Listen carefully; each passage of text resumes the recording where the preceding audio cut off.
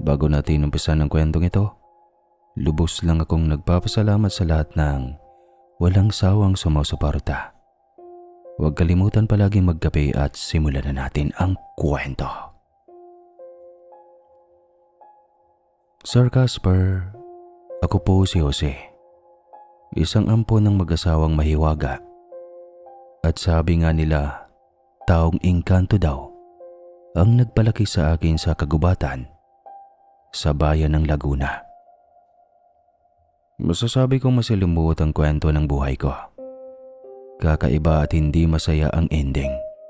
Pero ikukwento ko pa rin sa inyo upang malaman nyo na sa kabila ng kalupitan ng mga tao, meron pa rin mga nilalang na handang tumulong sa atin. Siguro sa iba ay mahirap nilang paniwalaan, pero ito ay tunay na nangyari sa buhay ko.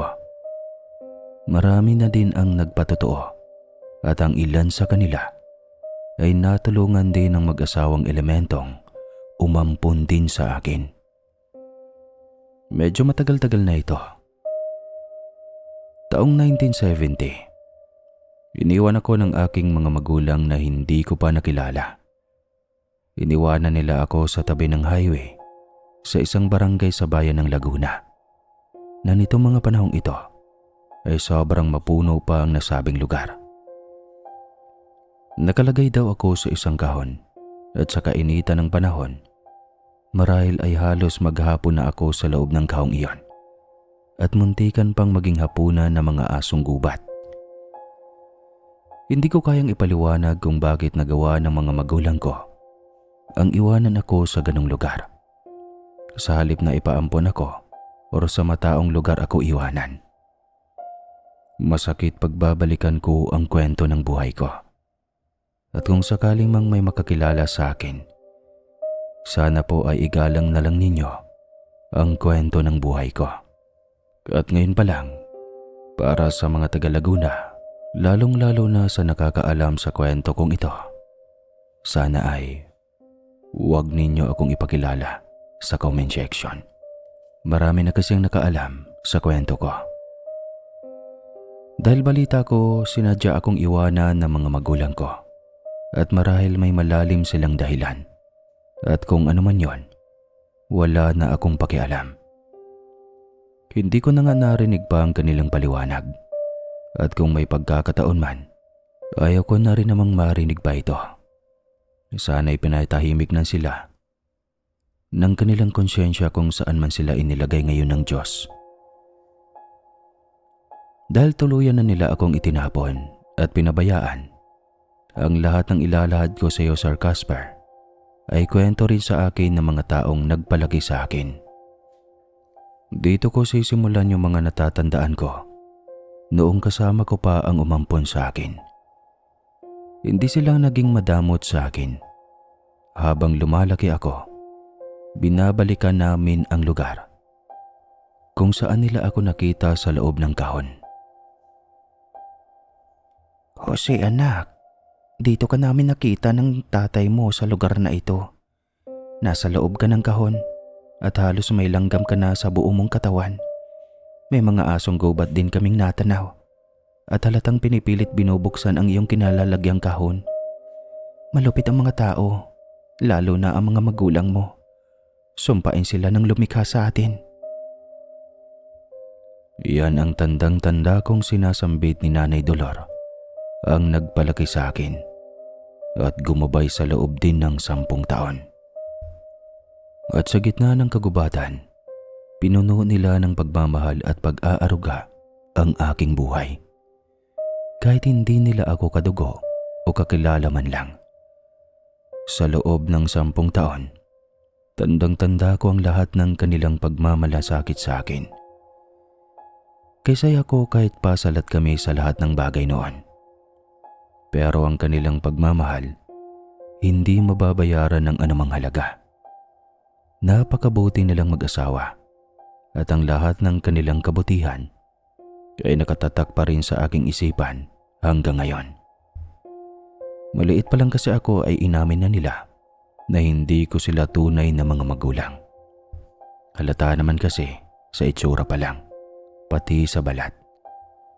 At yun nga, balik tayo sa kwento sa mga nag-ampon sa akin. Wala man silang kayamanan at masasarap na pagkain.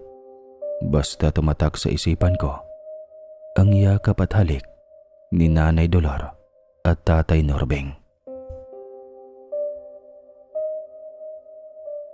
Anak, huwag kang magbabago kung ano ang itinuro namin sa iyo ha. Ayun ang susundin mo. Bakit po parang namamaalam kayo, Nanay Dolor? Saan kayo pupunta ni Tatay Norbeng? Paano na po ako? Hindi habang buhay makakasama mo kami, anak. May hangganan ng ating pagsasama. Dahil kailangan mong maglakbay. Dahil wala kang mararating kung dito ka sa kagubatan tatanda. Ayaw ko, Nay. Dito lang ako. Maawa kayo. Wala akong kakilala kahit saan man dito sa lugar natin. Tsaka wala naman akong nakikitang ibang tao dito sa gubat. Itay, maawa ka naman sa akin. Hindi po ako mabubuhay pag wala kayo. Sapat na anak ang buhay na idinugtong namin sa iyo. Kami ay may buhay ding dapat punan. Malayo pa ang aming lalakbayin ng Inay Dolor mo. Kaya dapat lagi kang handa ha. Hindi ko maunawaan noon ang pinapahiwatig nila. Dahil ang mga araw na dumaraan, para bang lagi silang namamaalam. Ako naman dahil bata pa ako noon. Iyak nang iyak lamang ako at wala akong maunawaan kung bakit nila ako iiwan. Sa tuwing umaga at wala sila sa aking tabi, napapatakbo ako palabas ng kubo namin para hanapin kaagad sila. At pag nakita ko na sila, kay ginhawa ng aking pakiramdam. Sabay-sabay kaming mag-aalmusal at nakangiti na ako hanggang sa sumapit muli ang gabi. Ganon lang kasimple ang aming buhay sa gitna ng kagubatang iyon. Ang kubo namin ay tandang-tanda ko pa. Ang aming malawak na kaparangan at ang mga puno ng prutas ay mistulang malawak kong palaruan at hindi iyon mawawala sa aking isipan habang ako'y nabubuhay. Subalit, may hangganan din pala ang lahat. Lumalaki na daw ako at hindi na maaring doon na lang ako sa gubat habang buhay. Sabi pa ng Nanay Dolor, kailangan ko na daw mag-aral. Kaya kailangan na daw nilang magmadali. Nagsimula na nga kaming bumaba ng bayan. Mangha-mangha ako sa ganda ng bayan ng Laguna noon. Laging ka kaming napunta sa malaking simbahan doon.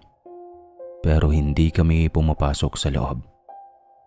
Lagi silang may inaabangang babaeng naka-uniforme ng pangsimbahan. Mga deboto daw sila kung tawagin. Hindi ilang beses kaming nagpabalik-balik lang sa lugar na yon. Parang sinasanay nila ako sa kabayanan. Lagi silang kinakausap ni Inay Dolor, isang taong simbahan, at nakailang beses kaming pumunta ng simbahan bago nila ako iniwan sa gate. At nagpaalam ang Nanay Dolor at Tatay Norbeng na may bibilhin lamang daw sila sa di kalayuan. Ako noon ay paniwalang-paniwala. Matagal silang nawala. 1, 2, hanggang 3 oras na akong naghihintay sa kanilang pagbabalik. Tumutulo na ang luha ko na parabang nasa gitna ako ng kagubatan na hindi ko alam ang palabas doon. Palingalinga ako at nagtitingin na ang mga tao sa akin. Nanay ako ng nanay at tinatawag ko ang kanilang pangalan. Pero walang tumutugon sa akin. Hanggang sa namalayan ko na lang, lumapit sa akin ang isang babae. Siguro nasa edad pa 50 na ito. At siya na nga ang inay Karen ko. At sinabing inahabilin daw ako ni Nanay Dolor kasi mag-aaral na daw ako at sa kanila ako titira. Ano po? Wala namang sinabi sa akin si nanay at tatay. May bibilhin lang daw po sila. Babalik po sila sigurado ako. Otoy, makinig ka sa akin ha. Mag-aral kang mabuti at wala kaming anak ng Itay Juni mo. Pag wala kang pasok, ihatid ka naman namin sa bahay niyo sa bukid. Pangako yan, ha? Naniwala naman ako kay Inay Karen. Mukhang mabait naman ito at alam kong hindi ito nagsisinungaling at taong simbahan kasi ito. At yun nga ang nangyari. Sumama ako sa kanila na parang lutang at sobrang bigat ng aking pagkaramdam. Malaki din ang bahay nila at sa unang bahagi may vulcanizing shop ang Itay Johnny. At yun ang kanilang kinabubuhay at wala silang anak. Ang laging paliwanag ni Inay Karen ay kailangan ko na daw mag-aral ng elementarya dahil malapit na akong mag-10 taon nun. Agad niyang kinausap ang principal ng isang elementary school na malapit lang sa bahay nila. At dahil tinuruan na ako ni Nanay Dolor magsulat at magbasa, hindi na ako nahirapan at agad akong nakapag-enroll. Masaya ako dahil gusto ko na talagang mag-aral noon kasi nakikita ko din sa ibang bata. Alam na alam ni Inay Karen ang kanyang gagawin. Hanggang DSWD ay kanyang inasikaso. Sanay na sanay ang Inay Karen sa kanyang ginagawang pag-aasikaso sa mga legal na bagay at takang-taka ako kung bakit. Sa unang linggo ko sa bahay ni Inay Karen, maganda naman ang pinapakita nila sa akin. Ang Itay Johnny nga ay may talyer sa labas ng bahay. Masipag ito at hindi palaimik. At ang school naman ng elementarya ay nilalakad lang namin ni Inay Karen. Anak, mag-aral kang mabuti ha. Sana kagaya ng iba naming inampon, matagpuan mo rin ang tunay mong magulang. Yan ang dasal ko. Sige na, pakabait ka at mamaya kita susunduin paglabasan na kayo. Natandaan ko ang salitang may inampon na din sila, kaya pumasok sa isip ko. Kaya pala sanay na sanay siyang mag-asikaso ng mga legal na papeles. Hindi ko din lubusang maunawaan na parabang mangyayari talaga ang lahat ng iyon. Parabang alam na alam ni Inay Karen na darating ako sa buhay nila. Nahiya lang ako magtanong pero parang matagal na silang magkakilala ni Nanay Dolor ko. Medyo nahirapan pa ako sa unang araw ko sa elementarya dahil pina-exam nila ako at nakapasa na ako para sa ika-4 na baitang. Hindi na ako nag-grade 1 dahil kaya ko na daw magbasa at magsulat dahil din sa edad ko. Mahirap man ang iniisip ko na lang si Nanay Dolor para hindi sila mapahiya kay Inay Karen. Sa isip ko, kailangan kong gawin ang lahat para makauwi na ako sa bahay namin sa bukid. Pag Sabado at Linggo, inihahatid nga ako ni Itay Johnny sakay ng luma niyang tricycle sa tabi ng highway. At nagtatatakbo na ako papasok patungo sa kubo ni Nanay Dolor. Kaysa-saya ako bitbit ang tinapay at kape na pasalubong. At sasalubungin naman nila ako ng mahigpit na yakap na hinahanap-hanap ko lagi. Para akong sabik na sabik sa lahat ng bagay sa loob ng kubo namin. Maglalaro at maghahabulan muli kami ng Tatay Norbeng sa may gulayan. At masaya namang nakatingin sa amin ng Nanay Dolor. Babalikan naman ako ni Itay Johnny sa Linggo ng hapon at may pabaon naman ng Nanay Dolor sa amin ni Itay Johnny na mga gulay at prutas. At tuwang-tuwa naman si Inay Karen. Ganoon nga ang naging sirkulasyon ng buhay ko. Alam kong marami silang nililihim sa akin pero pilit kong inuunawa dahil mababait sila sa akin nun. Para sa akin, maswerte na rin ako kumpara sa ibang ulila at iniwan din ng magulang. Kaya minahal ko na lang sila at tinanggap na yun na nga ang buhay ko. Dahil matalino ako mag-aral, tuwang-tuwa ang mga guro ko sa akin at nalaman nila ang sitwasyon ko. Agad silang tumulong at hinanap nila ang magulang ko. Pero kasabihan nga ng mga matatanda, mahirap hanapin ang ayaw magpahanap. Siguro ayaw talaga sa akin ng mga magulang ko at inisip nila na namatay na ako sa kagubatan. Lagi kong tinatanong din si Tatay Norbeng na baka tanda niya ang itsura ng magulang ko. Pero ang lagi nilang sagot, basta daw sakay sila ng kotse at nakalagay ako sa kahon. Pagkarinig ko ng kotse, mukhang mayaman ang mga magulang ko. Kasi sa mga panahong iyon, kapag may kotse ka, mayaman ka na. Hindi katulad ngayon na kapag may kotse ka, mayabang ka. Di joke lang. Marami na kayo anak. Siguro sa tagal na namin sa kagubatang ito, marami na kaming bata at sanggol na natulungan. Ang iba, binalikan ng kanilang mga magulang.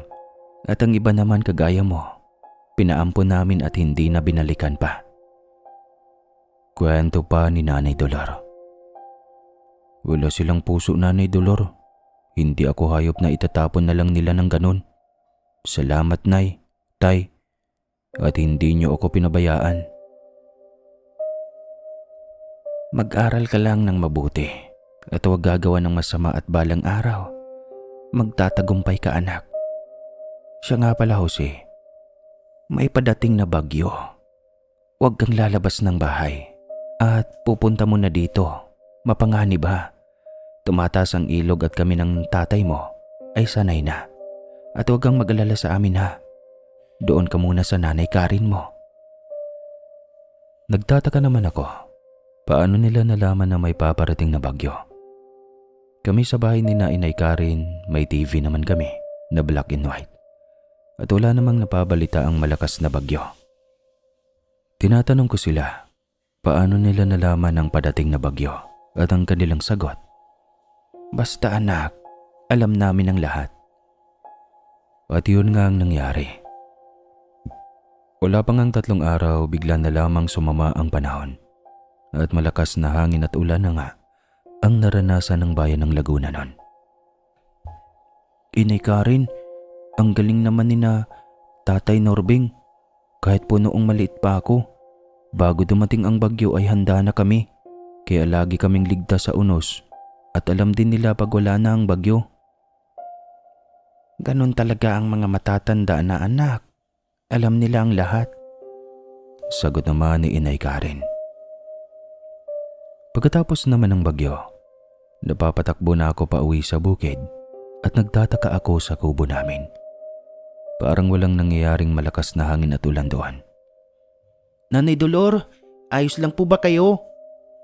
Sigaw ko at nakangiti silang lumabas ng kubo at para bang hindi man lang sila natakot sa malakas na bagyo. Gayong napakalakas na bagyo at signal number 3 ang Laguna noon. Ilang taon pa nga ang lumipas at nakatapos na ako ng elementarya at napakarami kong award.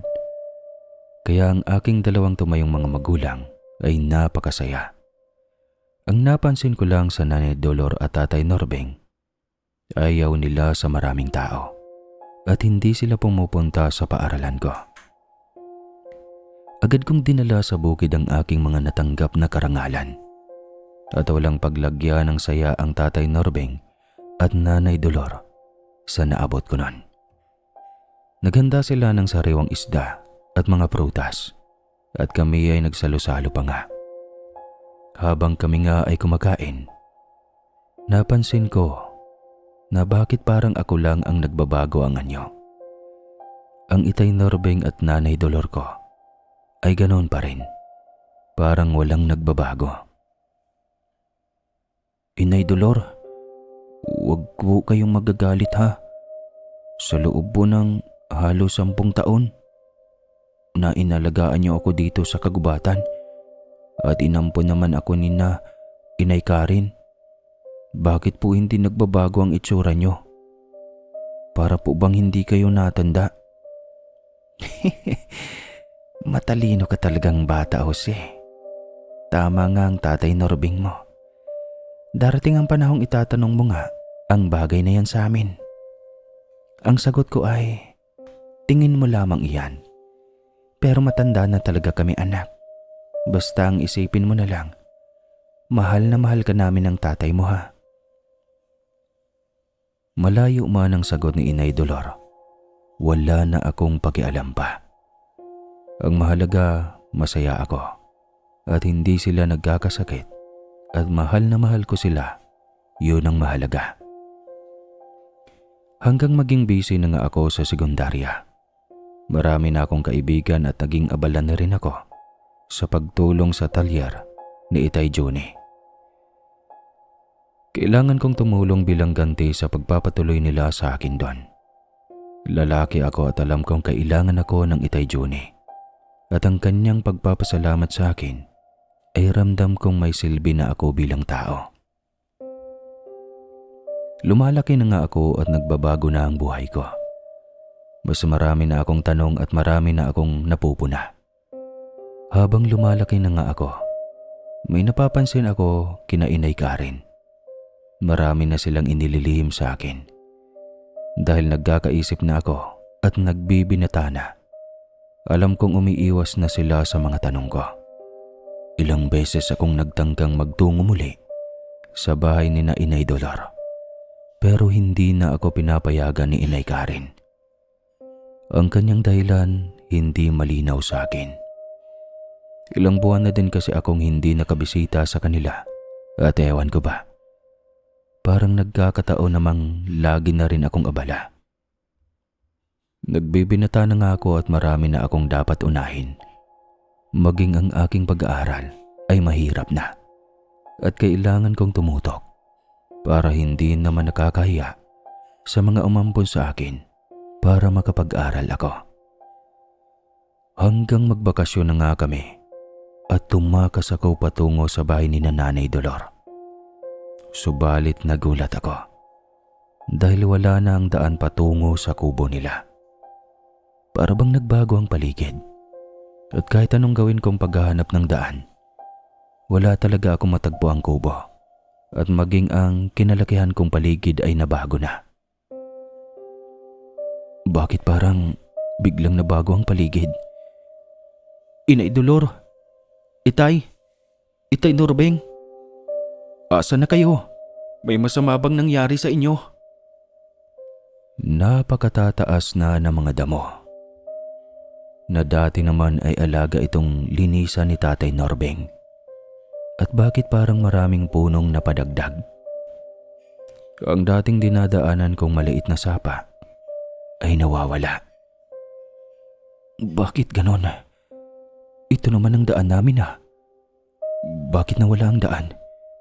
At bakit parang ang bilis lumaki ng mga puno dito? Hindi ako pwedeng magkamali. Ito ang daan papasok sa kubo namin. Bulong ko na naguguluhan. Muli akong bumalik sa tabi ng highway at tinatanaw ko muli ang daan at baka naman kako na mali lang ako ng pasok sa kagubatan.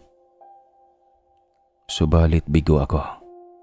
Namumula ang mga mata kong umuwi sa bahay ni na Inay Karen. Nasalubong ako ni Itay Juni at nagtataka. Bakit parang pagod na pagod daw ako? Anak, abay saan ka ba galing ha? Bakit parang pagod na pagod ka? Kanina ka pa hinahanap ng Inay Karen mo. Bakit ka naiiyak? Itay Juni, yung totoo, alam mo ba asan ang Nanay Dolor at Tatay Norbeng? Bakit ganun? Doon naman ako lumaki sa gubat ah. Bakit nawawala na ang daan at hindi ko na makita ang kubo nila? May masama bang nangyari sa kanila ha?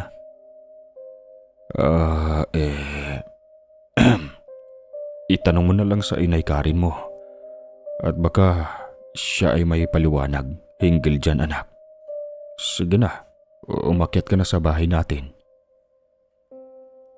Lulugo-lugo nga akong umakyat sa bahay at sinalubong ako ni Inay Karen at sinabing huwag mag-alala at lumipat na nga ng bahay si Nanay Dolor.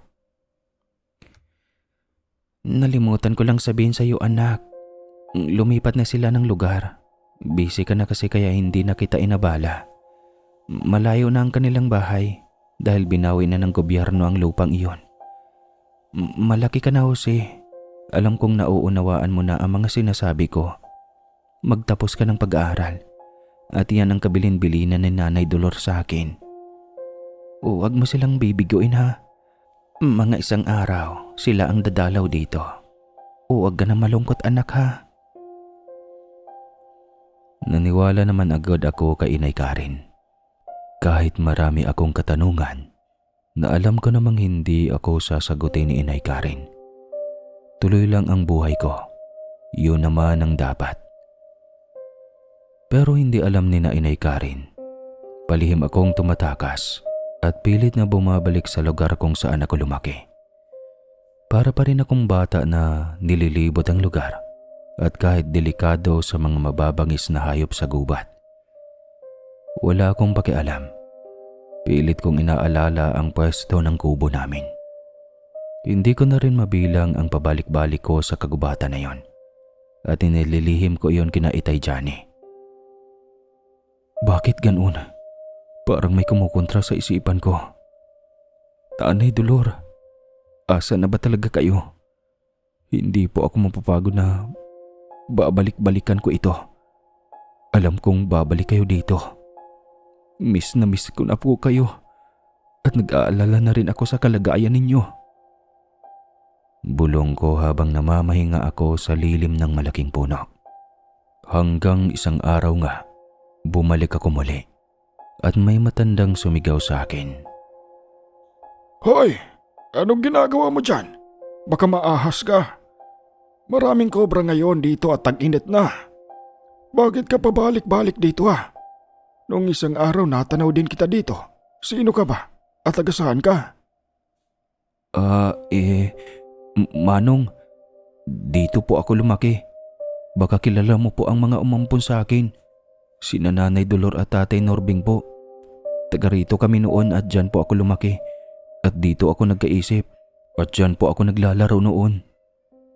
Hindi ko lang po matandaan ang pwesto ng kubo namin. Ilang taon din akong pabalik-balik dito. Manong, baka naman kilala mo ang Nanay Dolor ko at Tatay Norbing ko. Nahalata akong nagulat at napatitig ang matandang lalaki sa akin. Ano? Aba, iho, imposible naman yata ang mga sinasabi mo. Dito na ako tumanda at ang bahay namin doon sa kabilang ibayo pa. At sa tanda kong ito, wala akong matanda ang kubo dito o mag-asawa na may ampong bata kamo. Aba iho, ayos ka lang ba? Ang lugar na ito ay pag-aari ng gobyerno dahil ito ay tinatawag na bitukang manok.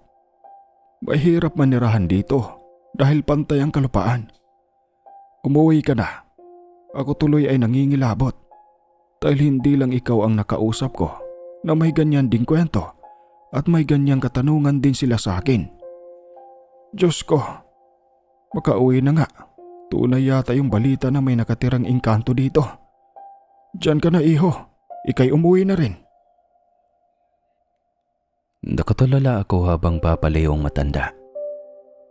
Litong-lito ako at para bang nawawala ako sa aking sarili. Hanggang lumakad na rin ako pa ibaba ng zigzag upang sumakay ng bus patungo sa kabayanan. Aminin ko, nasira ang pag-aaral ko. Bumaba ang grado ko kakaisip kina Nanay Dolor at nahalata iyon ni Inay Karen. O si anak, kung ganyan ang gagawin mo sa buhay mo, baka malungkot ang Nanay Dolor mo. Sana buksan mo ang isipan mo at lawakan ang pang-unawa. Kung ano man ang sinabi noong matandang lalaki sa iyo, ay paniwalaan mo na lang, siguro sa ngayon. Kami man ang Itay Johnny mo, ay walang maibibigay na paliwanag sa iyo. Pangdalawa ka ng bata na dinala dito sa amin at basta mabait naman silang kausap. Kaya lahat ng pakiusap nila sa amin ay sinusunod namin. Aamin ako, may kapalit na halaga bilang tulong daw sa pag-aaral nyo. Ang halagang iyong iniwan nila sa amin. Ang ate Tess mo na unang bata na dinala nila dito ay caregiver na sa ibang bansa at may pamilya na. Kagaya mo, kami din ang nagpapaaral sa kanya. At ngayon nga, ikaw naman ang pangalawang bata na pinapaalagaan nila sa amin. Anak, totoo lahat ang sinasabi ko. At kung tatanungin mo ako kung saan galing ang pera ng Nanay Dolor mo, hindi ko din alam eh. Diyos ko, nahihiwagaan ako, Inay Karen. Pero paano yung mahigit 9 na taon sa piling nila? Paano mo yun maipapaliwanag sa akin? Ang lugar na iyon ay naging tahanan ko, Inay Karen. Baka pwede ko makausap ang Ate Tess. Baka siya ang may paliwanag sa akin. Hintayin mo ang kanyang pagbabakasyon anak dito sa Pinas. Lagi iyong nadaan dito. Napakabait na bata rin ang Ate Tess mo. At hindi na rin niya nalaman pa kung nasaan ang kanyang magulang kagaya mo. Mula nga noon, wala na akong naging balita kay Nanay Dolor at Tatay Norbeng. Lagi ko namang hinihintay ang pagbabalik sa Pilipinas ni Ate Tess na inaalagaan din ni Nanay Dolor. Naging busy na muli ako. Mahirap mag-aral, lalo't may iniisip akong iba. Magulo ang takbo ng utak ko. Laging ang nasa isipan ko, galit ako sa tunay kong magulang. Bakit nila ako iniwan sa tabi ng highway? Nag-aalala naman ako at nahihiwagaan kina Nanay Dolor. Halos wala nang napasok sa utak ko pag nasa klase ako. Bumababa pa ang mga grado ko at hindi ako pwedeng mapahiya kina Inay Karen. Tumutulong pa ako sa vulcanizing shop ni Itay Juni at kailangang hindi nila mahalata. Nahirap na ako sa takbo ng buhay ko. Hindi ko alam, nahalata na pala ako ni Inay Karen. Sinusubaybayan na pala niya ang bawat kilos ko. Isang umaga nga nagising ako na nagkakape si Nanay Dolor at Inay Karen sa aming balkonahe. Para akong bata na nagtatatakbo at yumakap sa kinalakihan kong ina. Nanay naman saan na kayo nakatira ni Tatay Norbeng? Balik ako ng balik sa kubo natin. Wala na kayo doon at maging ang kinatatayuan ng kubo natin, hindi ko na makita. May nakausap akong matandang lalaki noon at hindi daw kayo kilala at wala naman daw kubo doon. Hindi na ako nakapagtalo pa, Nay, dahil buhay na saksi ako. Nay, kumusta na kayo? Hindi ba kayo nagkakasakit, ha? Oh, dahan-dahan Jose sa pagsasalita. Ano ka ba? Sunod-sunod ang tanong mo. Ayos lang kami ng Tatay Norbeng mo. Huwag kang malungkot. Nagdala lang ako ng konting halaga pang tusto sa pag-aaral mo. Malayo na ang bahay namin, anak. May bago na kaming inaalaga ang lupain. Huwag kang mag-iisip ng kung ano-ano. Malakas pa kami ng tatay mo at babalikan kita lagi dito. Sasama ako, Nanay Dolor, para alam ko ang bago niyong tirahan. Anak, huwag na. Mag-aral ka na lang ng mabuti kagaya ng Ate Tess mo. Napatapos namin siya at ngayon, maganda na ang buhay niya sa abroad. Gayon din ang gawin mo, anak, ha? Para maging masaya kami ng Tatay Norbeng. At ang Inay Karen mo naman ay laging nakaalalay sa iyo. Kaya ayos na ang lahat, ha? Basta, hindi po ako papayag. Sasama po ako sa inyo. Wala akong pasok ngayon. Liligo lang ako, Nanay Dolor. Hintayin mo ko, ha? Saad ko pa at nagtatatakbo na ako patungong CR. Nagmadali nga ako sa pagligo at paglabas ko ng CR. Wala na ang Nanay Dolor. Para na naman akong batang nag-iiyak at hirapang mapatahan ni Nanay Karen. Aba Jose, binata ka na. Tama na ang iyak. Ilang taon pa kolehiyo ka na at iyakin ka pa rin.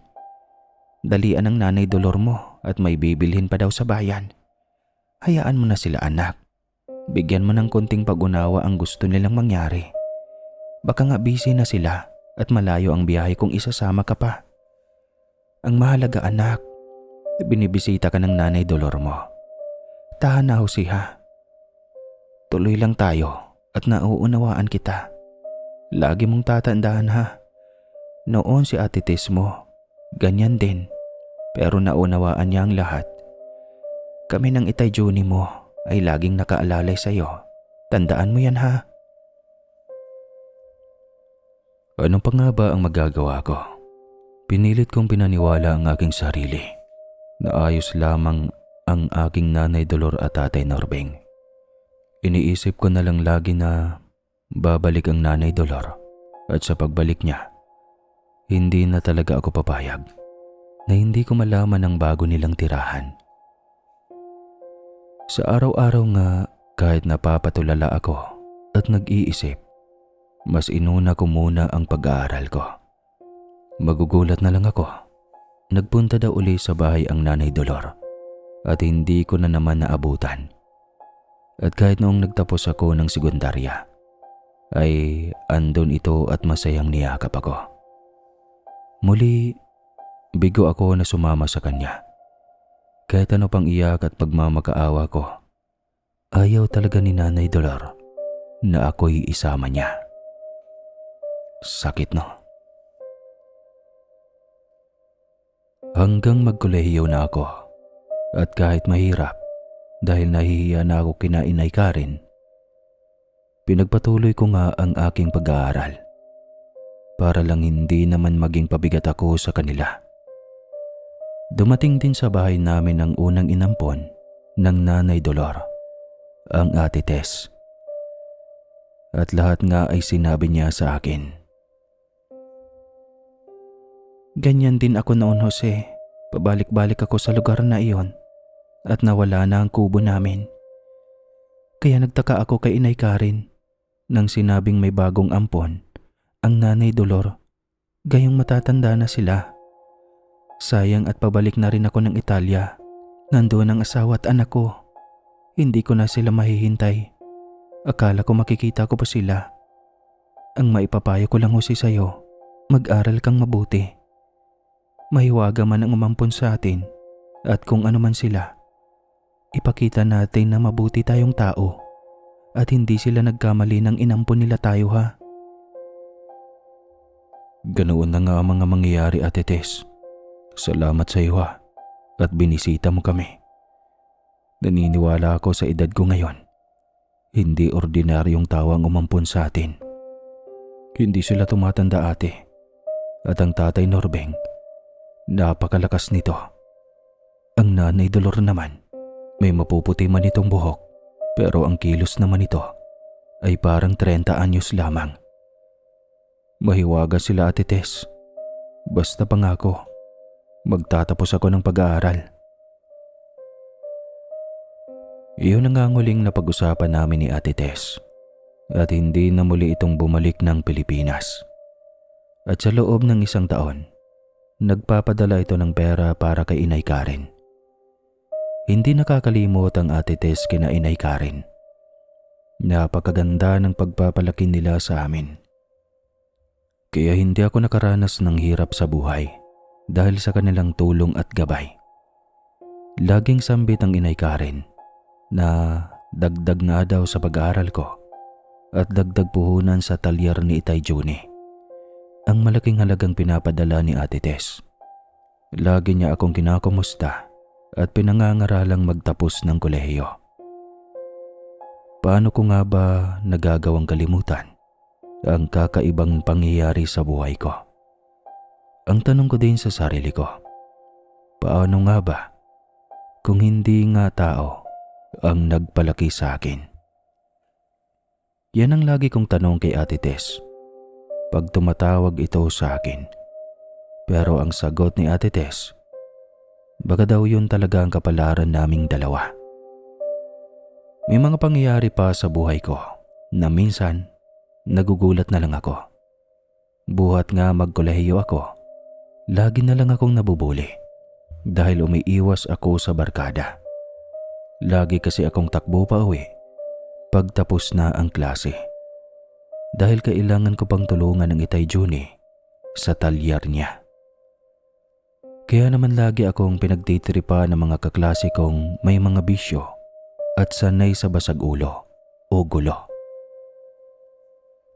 Papasboy ang loko. Hoy, Jose, baka naman gusto mo maging expert lang sa pagtatagpi ng gulong ng mga sasakyan habang buhay. Aba, huwag ka nang mag-aral. Sayang ang pera ng umampon sa'yo. Sa bagay naman sa'yo yung maging vulcanizer habang buhay. Boy Bulkit. At pinagtatawanan nila ako. Muli akong iiwas at pilit iiba ng daraanan pa uwi ng bahay para lang umiwas sa gulo. Dahil nakakahiya naman kina Itay Juni kung darating ako sa bahay nila na may dalang kahihiyan. Dahil napabarkada na ako sa mga adik at mga bully na kaklase ko kung sakali. Subalit minsan, pag ginabot ako ng gabi sa daan at pilit akong sinusundan ng grupo ng mga kaklase kong bully, hindi ko malilimutan na may matandang lalaki ang sasalubong sa kanila at para bang may sinasabi ang matanda. At takot na takot ang mga kaklase ko. Kanya-kanya na silang takbuhan at halatang nanginginig sila sa takot. At isang gabi nga, pinilit kong bumalik para kilalanin ko ang matandang lalaking tumutulong sa akin. Kahit madilim na ang paligid, pilit kong inaaninag ang anyo ng matanda. At hindi ako pwedeng magkamali. Kilala ko ito. Ang kanyang bananamit at tindigan. Kilalang kilala ko. Itay Norbeng, ikaw po ba yan? Itay! Sigaw ko pero mabilis na nawala ang matandang lalaki sa dilim. Wala na akong magagawa pa kundi tumakbo na rin pauwi ng bahay. Nagtataka man ako bakit hindi tumugon si Tatay Norbeng sa akin. Masaya pa rin ako dahil hindi nila ako pinapabayaan. Sa gate pa lang ng bahay ni na Inay Karen, sumalubong na ito sa akin at nagulat sa anyo ko. Jose, bakit ka tumatakbo? Ang pawis mo anak. Magpalit ka kaagad ng damit. Anak, magtapat ka nga. May problema ba sa school mo? At nang mailipat ka namin ng Itay Juni mo ng school? Tanong pa ni Inay Karen. Alam kong alalang-alala ito sa akin. Inay, hinahabol ako ng grupo ng mga kaklase kong bully at muntikan na nila ako maabot nang biglang dumating ang Tatay Norbeng po. Pinagtanggol niya ako at kinausap yung mga kaklase ko at takot na takot silang nagtakbuhan. Inay Karen, gabi na. Bakit nandito pa sa bayan ng Laguna po ang Itay Norbeng? Naguguluhan po ako. Baka naman kamukha lang ng Tatay Norbeng mo yung matanda anak. Ala, sige na. Pumasok ka na sa kwarto mo at magpalit ka na ng damit. At pag ganyan, next sem mo, lumipat ka na ng school. Dahil nga sa pangyayaring iyon, nag-report ang Inay Karen sa din namin. At nagulat kami dahil may nag-report daw sa kanila. Mrs. Dolor daw ang nag-report at napatawan na daw nila ng parusa ang mga kaklase ko. Napaluhan na lang ako ng lihim. Talagang binabantayan pa rin ako ni Nanay Dolor at Tatay Norbeng. Kaya lalo akong tumapang at nag-aral ng mabuti. Hindi na nga ako malapitan ng grupo ng mga bully kong kaklase. Nakapag-aral ako ng payapa sa loob ng 2 taon. Nang makatapos ako, walang Nanay Dolor ang dumating sa school. Pero pagdating ko sa bahay, may regalo naman sila sa aking damit, sapatos at pera. Para daw may gagastusin ako paghahanap ng trabaho. Hindi ko man sila naabutan sa bahay, maligaya na rin ako. Alam ko naman na araw-araw sinasamahan nila ako. Gayunpaman, napakalungkot ko ng araw na yon. Ipapakita ko sana kay Nanay Dolor ang matataas kong grado. At sana kasalo ko sila sa handa ko na pinagbagorang lutuin ni Inay Karen. Sumusubo akong umiiyak dahil para akong batang naghahanap pa rin ng magulang. Anak naman napakaiyakin mo talaga. Pati ako naiiyak na rin. Sabi naman ng Nanay Dolor mo, lagi na silang dalian bago makarating dito sa atin. Dahil may bago na silang pinagkakaabalahan. Tahan na ha. Magpahinga ka muna. Mag-enjoy at tapos ka na naman ng pag-aaral. Proud na proud kami sa iyo anak. Hindi na rin pumayag si Itay Juni na tumulong pa ako sa talyerin niya. Magpahinga daw muna ako at may kakausapin daw sila. Nakakilala sa isang malaking mall sa Laguna. at ipapasok daw nila akong supervisor ng isang department. Habang nasa bahay nga ako, muling naglaro ang aking isipan. Noong 9 na taong gulang ako, sa tingin ko 50 anyos na ang nanay Dolor noon. At baka gayon din ang edad ng tatay Norbeng.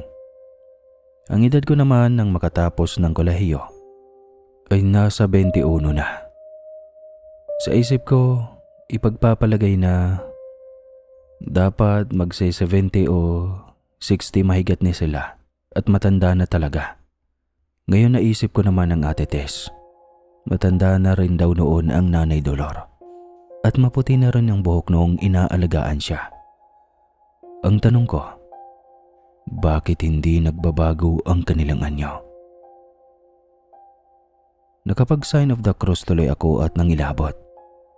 Napatingin ako sa kawalan at naisip na hindi talaga normal na tao ang nag-ampon sa amin ni Ate Tess. Ang isa ko pang pinagtataka, pag ako'y nagkukwento kay Inay Karen at may tanong akong kakaiba tungkol kina Nanay Dolor, agad itong may handang kasagutan sa mga tanong ko. Kaya ko mang pagdududahan sina Inay Karen, may nabubuo pa rin sa aking isipan na baka konektado talaga sila. Sa una mag-aampon sina Nanay Dolor ng sanggol at pag nag-aaral na ang kanilang ampon, ipapasa naman nila sa mag-asawang Inay Karen at Itay Juni. Kung ano-ano tuloy ang napasok sa aking isipan. Kaya kailangan kong makisama na lang sa kanila. Dahil para din naman sa aming kabutihan ang kanilang ginagawa. Maging mabuti na lang akong tao para na rin sa pagtanaw ng utang na loob ko sa kanila. Wala pang ang 1 buwan, pinag-report na ako sa malaking mall. At pinag-seminar dahil sa maganda ang aking credential. Agad nga akong natanggap. Magaan ang trabaho. Sa isang department ako nagpa-assign. At puro taga Laguna ang aking mga kasama sa trabaho. Sabi ng aking manager na ilang buwan lang ililipat ako sa opisina at tataas agad ang sahod ko. Pinakita ko naman sa kanila na matalino ako at kaya ko ang trabaho ko. Hindi kayo maniniwala sa laki ng mall na pinagtatrabahuan ko. Paminsan-minsan natatanaw ko ang Nanay Dolor na kumakaway sa akin. Minsan namamataan ko ito. Nakasakay ito sa eskalator at parang may binili. Sabik na sabik ako sa aking Nanay Dolor. Pero nasa oras ako ng trabaho at masaya na akong tinatanaw itong papalayo. At dahil nga duty ako, hindi na siya magawang lapitan pa. Wala pa ring pagbabago sa kanyang anyo. Hindi ito mukhang senior citizen. Dahil nasa trabaho ako, iniwasan ko munang mag-isip ng kung ano-ano. Baka masira pa ang performance ko at hindi ma-promote. Bastang iniisip ko na lang, may guardian angel ako na laging nakagabay sa akin. Dumaan pa ang mga taon, regular employee na ako at head supervisor sa HR department. May kasintahan na rin ako. Naitago na lang natin sa pangalang Melay. At kagaya ko, matalino at mataas na rin ang kanyang pwesto. Marami kaming pangarap sa buhay ni Melay at wala akong inilihim sa kanya. Dahil pareho naman kaming taga Laguna at malimit na ako sa kanila. Close na ako sa kanyang mga magulang. At dahil siguro isa nga akong ulila at ampon, sabik ako sa mga magulang. Kaya ang magulang na Melay ay malapit sa akin. Sa lahat ng kwento ko ay naging interesado nga sila sa kinalakihan kong kagubatan. Ayaw kong magsinungaling sa kanila. Lahat ng tiwala nila sa akin, hindi ko sinisira. Jose, huwag kang matatakot ha. Kami ng asawa ko ay pinanganak at tumanda na dito sa Laguna. At tama ang sinabi ng nakausap mong matandang lalaki.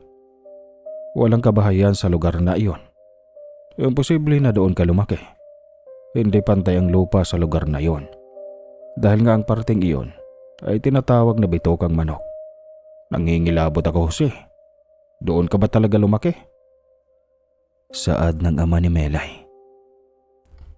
Yan ang palaisipan po sa akin hanggang ngayon, tito. Maniwala man kayo o hindi. 9 years po ako doon nabuhay at doon ako inalagaan ng umampun sa akin. Hanggang ang lola ni Melay ay sumabat na rin.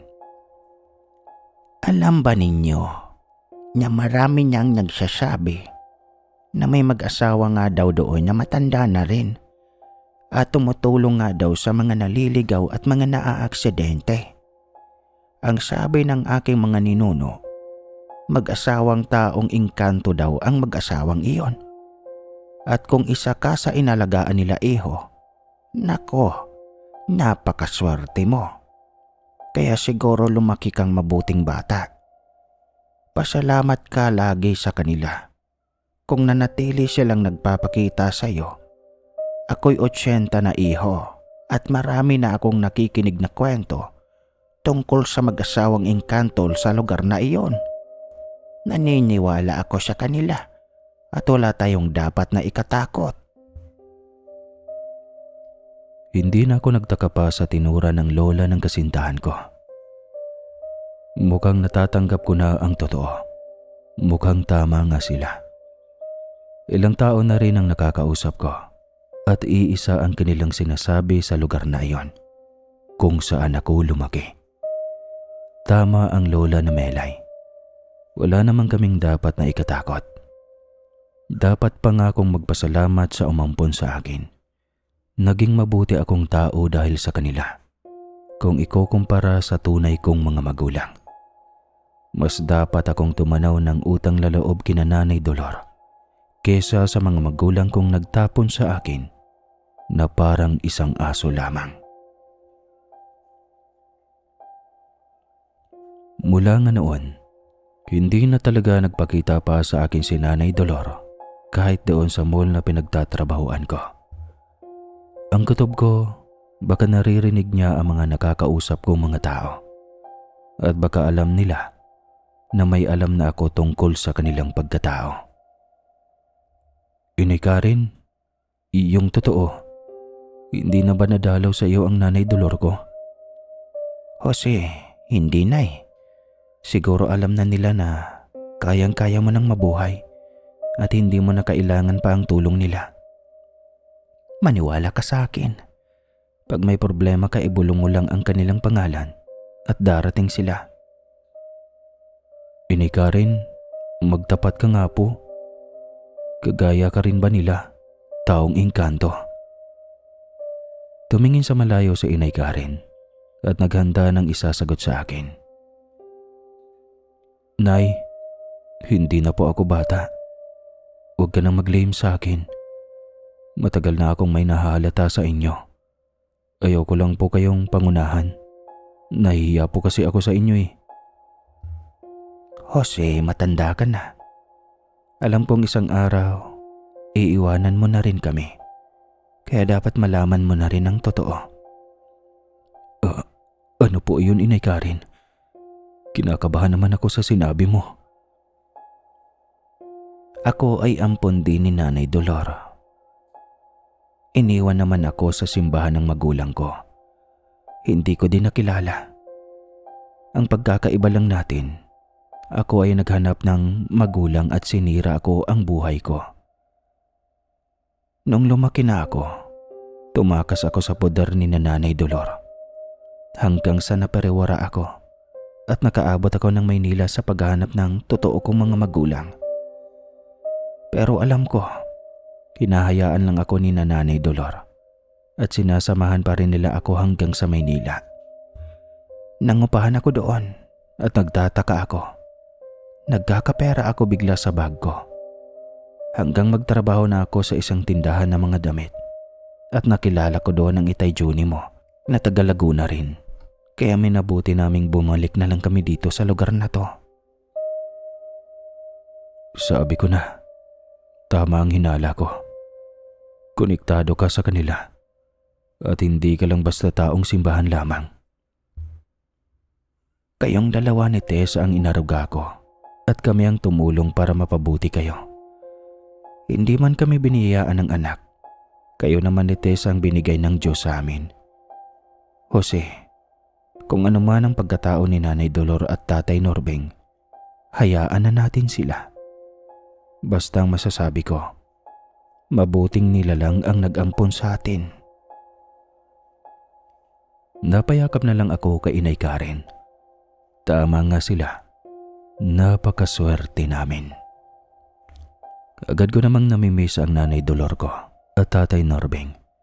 At hindi na ako nakaramdam ng takot at pag-aalala sa kanilang dalawa. Buhat nga noong magtapat ang Inay Karen sa akin, ang tumatak sa utak ko at pinaniniwalaan ko, hindi man sila tao. Ang mahalaga, may nagmamahal sa akin na higit pa sa tunay kong mga magulang. Mahirap mang paniwalaan, ang naramdaman ko na lang ay na-miss ko ang nagpalaki sa akin. Nawala na ang mga tanong sa aking isipan. Maging ang takot ay nawala na rin. Kay swerte ko talaga at hindi ko makakalimutan ang naging buhay ko sa kagubatan. Maging ang kinalakihan kong kagubatan at ang malawak na aking pinaglalaroan noon ay muling bumalik sa aking alaala. At nangako ako sa aking sarili, balang araw, babalik muli ako sa lugar na yon. At kahit man lang sa alaala, ay maramdaman ko sila. Nahihiya na rin ako kina Inay Karen. Matanda na nga naman ako at kailangan kong mag-ipon dahil may kasintahan na nga ako. Kaya tuloy lang ang buhay, ika nga ng partner ko. Move on na ako at matanda na ako. Tumutok na lang ako sa trabaho at nag-ipon para sa aming pinapangarap na simpleng kasalan. Tanggap na nga rin ako ng kanyang pamilya at wala naman akong inilihim sa kanila tungkol sa pagkatao ko. Kaya nagustuhan nila ako. Basta ang bilin ng mga magulang ni Melay, mahalin ko ang anak nila at mag-ipon kami para sa aming kinabukasan. Nakaipon na nga ako ng malaki-laking halaga at bumuo na ako ng pamilya. Simpleng kasalan lang ang naganap at isang malaking regalo nga ang aming natanggap. Mga kagamitan sa kusina. Kompleto ito. At mula ito kay Nanay Dolor at Tatay Norbeng. Ang saya-saya ko ng araw na iyon. May sulat pa sila at may kasamang pera. At sinasabi nilang masayang-masaya sila para sa akin. Naluluha ako na kahit pa kasinungalingan ang laman ng sulat na kesyo, hindi na sila naka-attend dahil may inaalagaan silang mga inahing baboy na manganganak na. Sa isip ko, wala na akong pakialam pa. Ang mahalaga, patuloy nila akong ginagabayan. At ngayon pamilyado na ako. Alam kong kasama ko pa rin sila at ligtas kami sa pag-aalaga nila. Ganyan talaga sila, Jose. Kahit kami ng Itay Juni mo, hindi nila pinapabayaan. Hanggang ngayon ay nagpaparating pa rin sila ng tulong sa amin ng Itay mo. Maging mabuti kang ama ng tahanan, ha? At tandaan mo kami ang pamilya mo. Maging ang ate Tess mo, may ipinadalang tulong pinansyal para sa inyo ni Melay. Saad ni Inay Karen. Sa ikalawang taon nga ng buhay may asawa, biniyaan kami ng isang baboy. At ang baboy na yon ay pinalaki namin at lumaki naman siya. At nung lumaki kinatay at hindi namin alam kung lulutuin o lilitsunin. Di joke lang. Sa ikalawang taon nga ng buhay may asawa, biniyaan kami ng isang supling. Maging sa panganganak ni Melay ay magugulat na lang kami. May bumili na daw ng mga gamot at may nagdeposito na rin daw ng pera sa kahera ng ospital. Bumukod na rin kami ng bahay upang matuto kami ni Melay sa buhay may asawa. Malapit din lang naman ito sa bahay ni Melay. Nagpagawa kami ng maliit lang na bahay at suportado ako ng ama ni Melay. Nagugulat na lang kami ni Melay sa mga sorpresa ni Nanay Dolor. Kagaya ng karanasan ni Ate Tess, nagkakalaman na lang ang wallet ko ng pera at hindi ko alam paano nangyari iyon. Mapapabulong na lang ako ng salamat, Nanay Dolor. At papatak ang luha dahil miss ko na sila. At ang isa pang nakakapangilabot, ang anak namin lumalaking payapa at hindi iyakin. Ang napansin ni Melay, para daw may kumakausap sa anak namin. Lumaki nga ang anak namin na hindi iyakin kagaya ng ibang bata.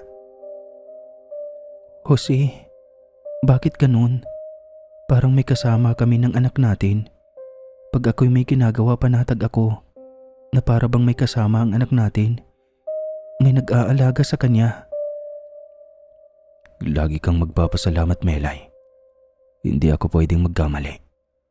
Sinasamahan pa rin tayo ni Nanay Dolor. Mahirap ang paniwalaan pero pareho tayo ng nararamdaman. Hindi na nga kami nagtataka kung minsan sa simpleng lagnat ng anak ko, agad itong nawawala.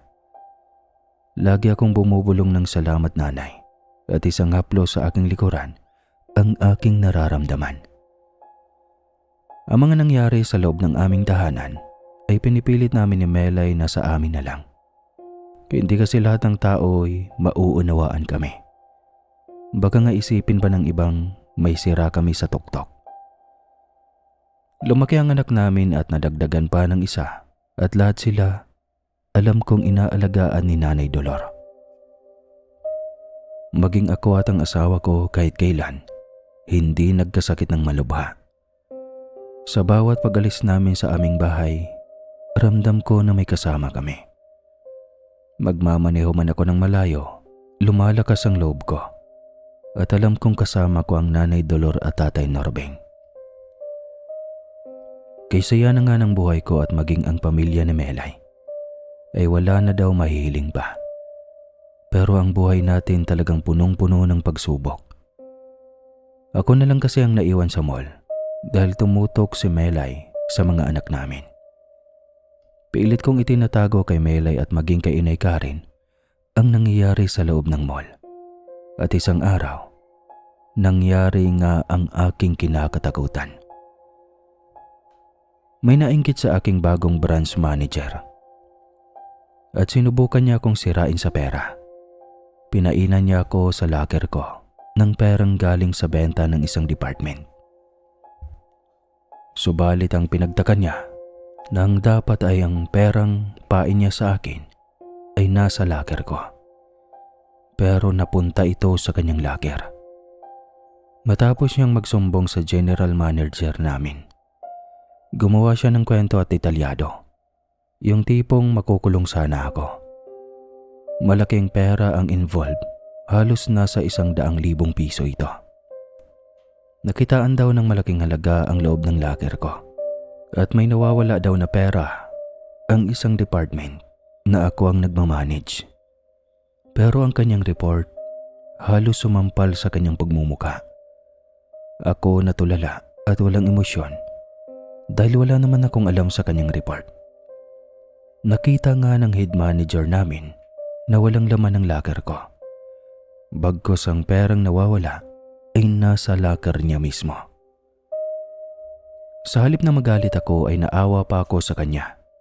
Putlang-putla ito at hirap ang huminga matapos makita nga ang pera sa kanyang locker na nakalak. Sinabi ko nga sa head manager namin na hindi na ako makikialam sa kanila. Sana maging aral iyan sa iyo, bro. Hindi lahat ng tao ay makakaya mong gawa ng masama. Paano mo ipapaliwanag yan ngayon?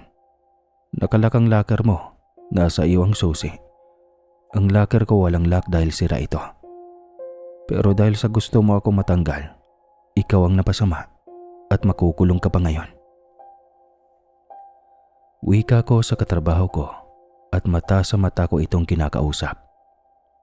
Ako nakalmado lamang pero siya ay nanginginig at pinagpapawisan ng malamig.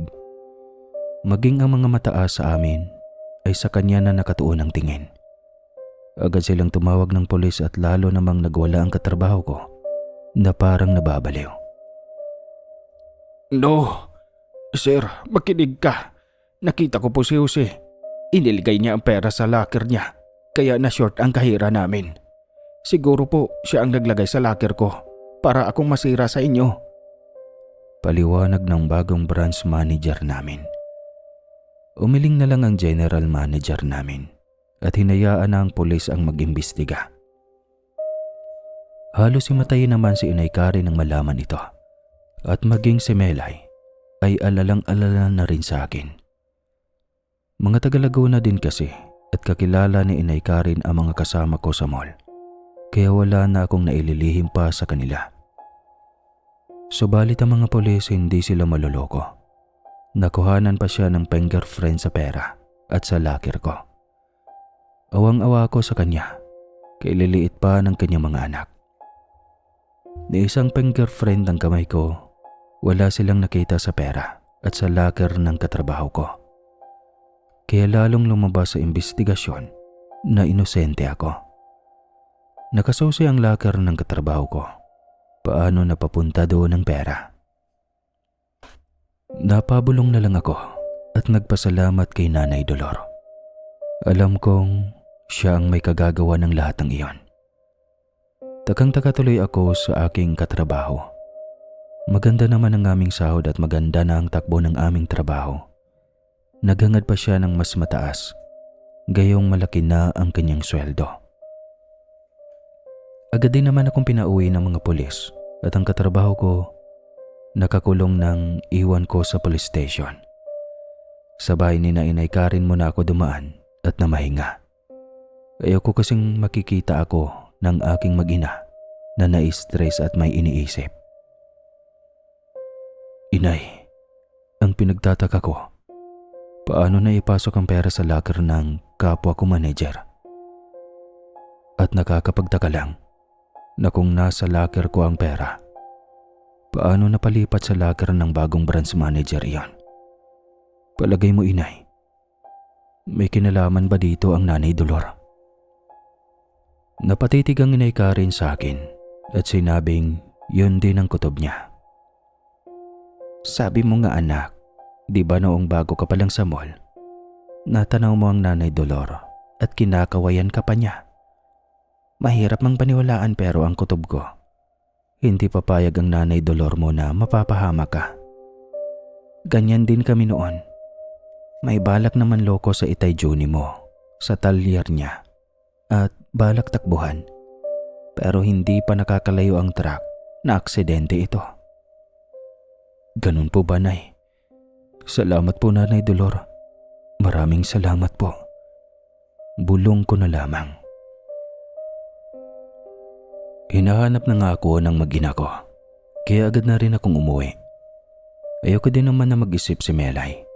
Hindi ito mapapakali pag wala pa ako sa bahay namin at gabi na rin ang mga oras na yon. Habang patawid nga ako ng kalye, hindi pa ako nakakalayo sa bahay ni Inay Karen. Tanaw na tanaw ko ang isang matandang lalaki. Nakangiti pa ito sa akin at kumakaway. Nasa kabilang kanto lamang ito.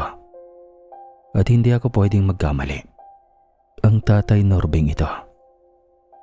Handa na akong tumakbo patungo sa pwesto ni Tatay Norbing at biglang may humatak sa akin dahil may padating na kotse at mababangga ako.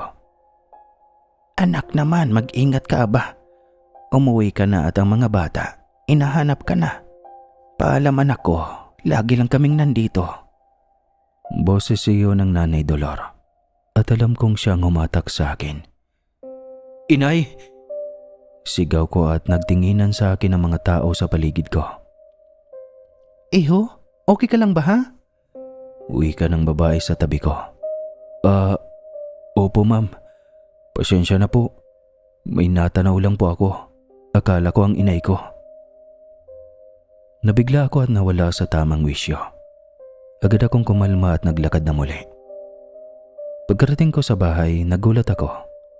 Ang daming prutas at gulay at yumakap sa akin ang dalawang anak ko na may kinakaing prutas na yun din ang malimit kong kinakain noon sa bukid. Melay, saan galing ang mga yan ha? Inyong prutas na merienda namin ni Nanay Dolora. Galing ba siya dito sa bahay natin? Ay, Oo, nasa banyo ako kanina. Tapos may kumatok. Ang nanay Dolor mo daw siya. May dalang gulay at prutas. At aalis din daw kaagad sila at dumaan lang. Binuksan daw sila ng anak natin. Ako'y sumagat na lang ng opo, salamat. Wala na akong masabi pa eh. At paglabas nga daw ng asawa ko sa CR, tumambad nga ang mga gulay at prutas. Hinabol pa nga daw ni Melay sa labas si Nanay Dolor. Subalit wala na ang mga ito. Ano ba yan? Dapat talaga masanay na tayo, Melay. Nakita ko rin sila sa bayan. At muntikan pa nga ako mabangga paghabol ko kay Tatay Norbing eh. At ang humila sa akin, ang Nanay Dolor. Galing pala sila dito. Ang hiwaga talaga. Sa tanda ko ng ito, Diyos ko, nakakagulat pa rin. Nagkatinginan na lang kaming mag-asawa at tinanong ang mga anak namin at sinabi nga nila na may dumating daw. Ang lola at lolo daw nila at para bang kilalang kilala na nila ang kanilang bisita. Maging ang pangyayari sa mall ay aming napag-usapan din ni Melay at muling napabulong na lang kami ng salamat muli, Nanay Dolor. Tuloy lang ang buhay, lahat nga na mga nangyayari ng hiwaga ay inililihim na lang naming mag-asawa. Pagbibisita naman ng mga magulang ni Melay, kailangan marunong kaming magdala ng mga nangyayari na dapat kami lang mag-asawa ang nakakaalam para hindi na mag-alala ang mga magulang ni Melay. Mas lalo nga akong pinagkatiwalaan ng aming CEO at mas tumaas nga ang sahod ko. Laging may nakahandang kontrata sa akin at napakasaya ko. Napakagaan nga ng pakikitungo ng may-ari ng mall sa akin at sinabi nilang galingan ko pa bago ako magretero at maging ganap na pensyonado. Alam ko rin na proud sa akin ng Nanay Dolor. Hindi ko man nakikita ang reaksyon nila ni Tatay Norbing. Alam ko, nakangiti sila sa nangyayari sa buhay ko. Nakabili nga ako ng bagong sasakyan at napalaki ko na ang bahay namin. Ang mga anak ko matatalino at lahat ng kailangan nila'y nabibili ko. Pero kahit ganon, kahit okay na ang lahat, bakit parang may hinahanap pa rin ako? Ang kinikilala kong magulang, ayaw talagang mawala sa isipan ko. Kahit pa nasa akin ang lahat, bakit hinahanap ko pa rin sila? Hanggang isang araw, day off ko. Hindi ko alam bakit ang destinasyon ko ay patungo lagi sa bukid. Sa Bitokang Manok ang tungo ko at iyon ang gusto ng isipan ko. Gusto ko muling makita ang lugar kung saan ako naging tao. Nagpark ako sa ligtas na lugar at naglalakad-lakad. Natanaw ko, malaki na talaga ang pinagbago ng lugar. May pailan nilang kabahayan na at halatang mga private property na ang kahabaan ng National Road. May mga harang na ang malawak na zigzag at ang pasukan sa bahay namin dati, tandang-tanda ko pa. Pero yun lang ang tumatak sa akin. Para akong nakatanaw sa malawak na kagubatan. Para bang may nagbubuong boses na naririnig ang tenga ko. Anak, ayos lang kami. Umuwi ka na at alagaan mo ang mag-ina mo. Habang buhay ka naming aalagaan, anak. Nanay Dolor, Tatay Norbing, hayaan niyo naman ako na makita ko kayo at mayakap. Babalik ako dito hanggat buhay ako. Alam ko nandyan lang kayo sa gitna ng gubat. Alam ko na po ang lahat at nauunawaan ko po kayo. Bulong ko.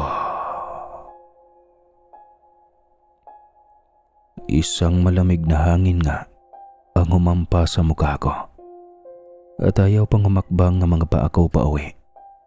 Pero parang may pwersa na parang itinutulak ako palayo sa kagubatang iyon. Hindi nga nila ako napigilan tuwing day off ko Pabalik-balik ako sa lugar na iyon hanggang maawa na sa akin ang tadhana. Nakakita ako ng lana o daan ng tao papasok sa gubat. Napapatakbo ako papasok at para akong batang sabi kung saan ako namulat. Ibang-iba na ang paligid at wala na akong pakialam pa. Sa gitna ng gubat, isang kubo ang aking nakita at halatang matagal na itong pahingahan ng mga nagpapastol ng hayop. Mula noon lagi na akong nandun at may dala akong tubig at pagkain. Nagbabaka sakali na darating ang Nanay Dolor. Sa simoy ng hangin ay nakakatulog ako at para bang may naghihili sa akin. Para bang may nahaplo sa ulo ko. Muling bumabalik ang aking pagkabata, ang halakhak ni Tatay Norbeng habang ako'y nahabol at ang pagtawag ni Nanay Dolor sa pangalan ko. Hindi ko na sinabi kay Melay na pag nawawala ako sa bahay ay nasa bukid ako. Hindi ko rin maipaliwanag kung bakit nagkaroon ng kubo sa lugar na yon. Baka kako naawa na sa akin ng Nanay Dolor dahil hindi ako tumigil na bumalik sa lugar kung saan talaga ako lumaki. Mas naging porsigido nga ako sa trabaho dahil lumalaki na ang gastos ng dalawa kong anak. Pero kahit kailan, hindi ako nahirapan sa pinansyal. Hindi ko rin nalilimutang dalawin ang ikalawa kong mga magulang, sina Inay Karen at Itay Juni. At pag may okasyon, hindi ako nakakalimot mag-abot ng tulong. At isang araw, may natanaw akong may batang babae sa balkonahin ng bahay ni Inay Karen. Parang alam ko na ang isasagot sa akin ni Inay Karen. "Anak, bagong kapamilya. Iniwan na naman sa tabi ng highway. At ngayon, mag-aaral na si Josie. Kaya dinala na muli dito sa akin ni Nanay Dolor ang bata." Sabay titig sa akin ni Inay Karen. Sa mata nag-uusap kami at hindi na kailangan pang magpaliwanag pa sa akin si Inay Karen. Ngumiti ako at hinawakan sa ulo ang bata. "Ining, ako si Kuya Jose ha. Ako ang magbibigay sa iyo ng maraming baong pera at maraming candy. At tinapay. Tandaan mo yan. Basta mag-aral kang mabuti ha." Kuya, asan si Nanay Dolor po? Babalik na ako sa kubo namin. Sabay hikbi ng bata. Napayakap na lang ako sa bata dahil alam na alam ko ang kanyang nararamdaman. Mula nga noon malimit na akong dumaan kina Inay Karen para makaramdam ng pagmamahal ng kuya ang batang si Josie. At hindi na ako papayag na mapagaya pa sa akin ang bagong ampon ni Nanay Dolor. Kinuhanan ko ng picture si Josie at pinost ko sa social media at may caption na, "Hindi hayop ang inyong mga anak para iwanan na lang kung saan nyo maisipan. Sa magulang ng batang ito na iniwan na lang nyo sa tabi ng highway. Hintayin nyo ang karma nyo." Pero halos isang buwan na sa FB ang larawan ng batang si Josie. Wala man lang nagre-react. Siguro may mabigat na dahilan ang kanyang magulang. Kaya kagaya ng ginawa ni Inay Karen, dumaan kami sa legal na pamamaraan. At naging anak na rin si Josie ng ikalawa kong magulang. Tulong kami ni Ate Tess at pinalaki namin si Josie na kagaya naming mabuting tao at may takot sa Diyos. Hanggang sa ngayon ay nananatili kaming tumutulong sa adhikain ni Nanay Dolor. Kumakalat man ang kwentong mag-asawang engkanto na nag-aalaga ng mga batang iniiwan at naliligaw. Wala mang makapagpatunay. Hindi naman nila magawang katakutan ng lugar. Parami ng paramay na rin ang naninirahan sa lugar na dati naming kubo. May mga pabrika na ring nakatayo. Pagmamay-ari ito ng mayayamang politiko. Pero walang natatakot sa lugar at humahanga pa nga sila sa mag-asawa daw na engkanto. Dahil daig pa nila ang tunay na mga tao. Ang pahingahan kong kubo ay nananatili doon at kahit hindi man ako ang may-ari ng lupa, wala namang nagpapaalis sa akin. At sabi nga ng ilang nakakausap ko, private land na daw ang lugar na iyon at walang makapagsabi kung sino ang may-ari. Malakas ang kutob ko na pagmamay-ari na iyon ni Nanay Dolor, kaya lalo akong panatag na magpahinga sa lugar kung saan nandun ang alaala ko bilang bata. Para bang ang lakas-lakas ko pag nakapagpahinga na ako sa loob ng kubong, ramdam ko, nakatabi ko lamang ang Nanay Dolor ko. At patungkol naman sa nagtatanong, sa mga tunay kong mga magulang kung nahanap ko ba, ay hindi talaga. Pero isang araw hindi ko sukat akalain na dahil sa makabagong teknolohiya natin, nagulat si Melay nang may nabasang post sa FB na hinahanap daw nila ang anak nilang iniwan sa Bitokang Manok ng Laguna at kailangan daw nilang makita ito dahil may taning na daw ang buhay noong nagpost na isang ina na nangungulila daw sa anak niya. Naku Jose, ilang taon ng post ito at hinanap ko ang FB account ng nagpost. Deactivate na ang kanyang account ngayon. Gusto mo ba magpost din ako? Huwag na Melay. Ilang taon na pala yan. Malamang patay na yung nagpost kung magulang ko man siya. Parusa na yan ng Diyos sa kanya. Dahil para akong asong tinatapon nila sa tabay ng highway. Paano kung hindi ako nakita ni Nanay Dolor? Hindi patay na rin ako, matagal na. Diyos na ang bahala sa kanila. Bastang mas mahalaga sa akin ngayon kung sino ang bumuhay sa akin. May edad na ako Melay. Hindi ko na kailangan ng tulad nilang mga magulang. Alam kong naiintindihan ni Melay ang hinaing ko, kaya naman ay iginagalang niya ang desisyon ko. Sa ngayon nga, 50 anyos na ako. Tapos nang mag-aral ang mga anak ko. May ipon at may konting negosyo online si Melay.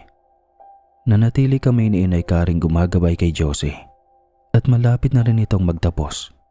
At ang anumang usaping tungkol kina Nanay Dolor ay nananatiling sarado sa bibig namin.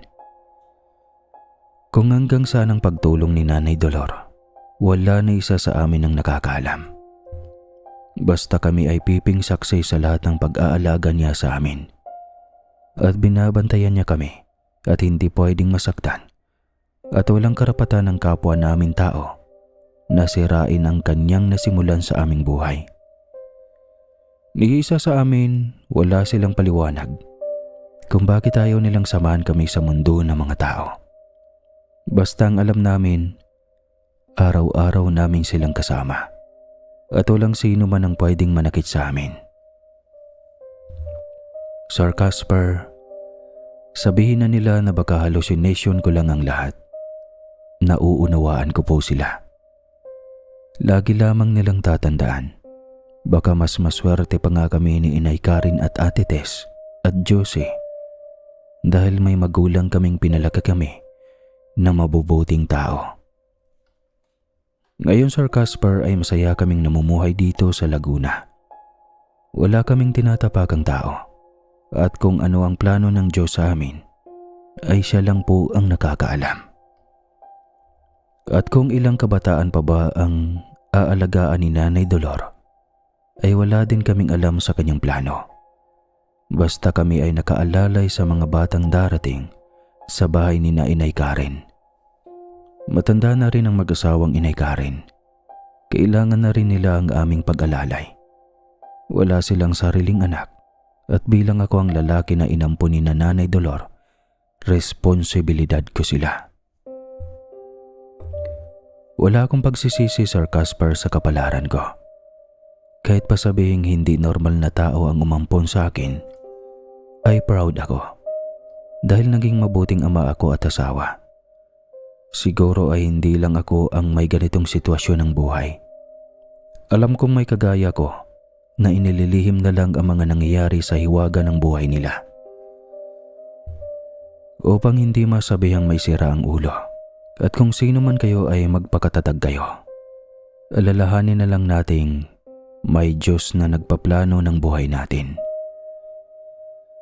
Hanggang dito na lang po, Sir Casper, ang kwento kong ito. Salamat sa iyo dahil sa pagtsatsaga mong unawain ang mga pinapadala naming story ay nabibigyan mo ito ng buhay at hustisya.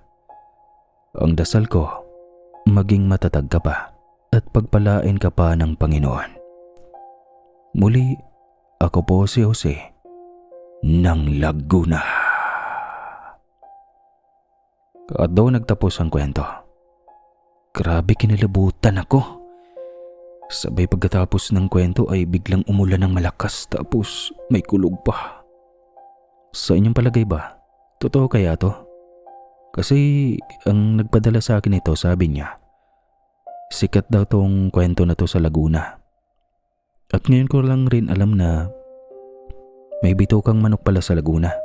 Saan banda yon? Kala ko doon lang sa Quezon yun. At yun lang po, hanggang sa susunod na kwento. Maraming salamat po sa lahat ng nakikinig at tumapos sa kwentong ito. Pagpalain din kayo palagi. Ingat at huwag kalimutang magkape.